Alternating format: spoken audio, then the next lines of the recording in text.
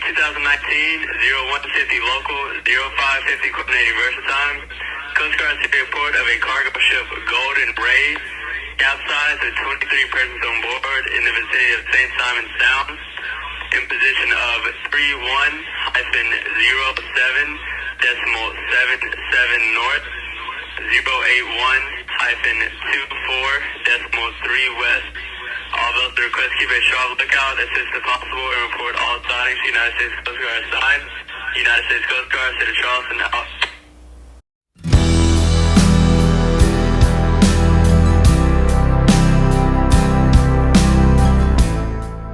I learned about 6 a.m. September the 8th, 2019 that a roll-on and roll-off cargo ship had capsized in the St. Simons Sound. Quickly assembled a crew aboard the Minorcan Mullet.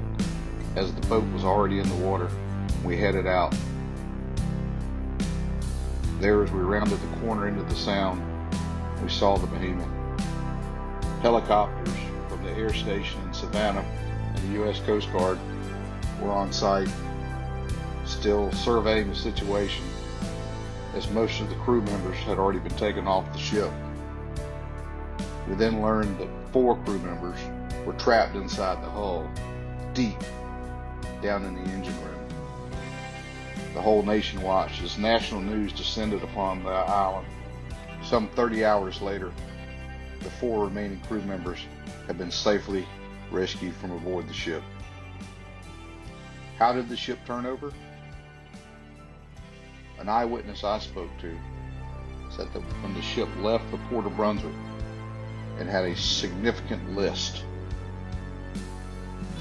The decision was made by the master of the ship to leave port, and they would straighten out the list on the way out in the open water. They never got that far. Fuel barges were brought in, and what fuel could be recovered was pumped off the Golden Ray.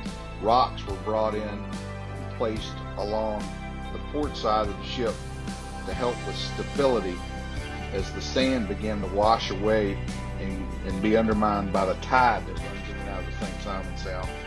The ship began to take on a pretty significant list, and stabilization was necessary. Salvage crews removed the running gear, the large propeller, shaft, and rudder, as well as the loading ramp that the ship used to deploy at the port to load and unload cars. Then crews began to manufacture lifting eyes, pads if you will, and weld these structures into place aboard the ship. While this work was going on, other crews were busy driving pilings in a rectangular shape around the ship. In between the pilings, a catch net was constructed out of cable and nylon strapping. These nets are intended to catch what debris is generated as this ship is cut into pieces. The plan is to cut the ship into 9 pieces, making 8 cuts with the heavy lifting apparatus known as the VB-10,000.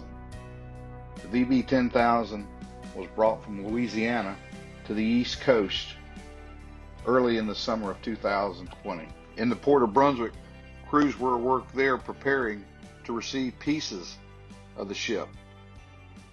Here you see a cradle that's been created on one of the large barges to receive the bow section of the Golden Ray.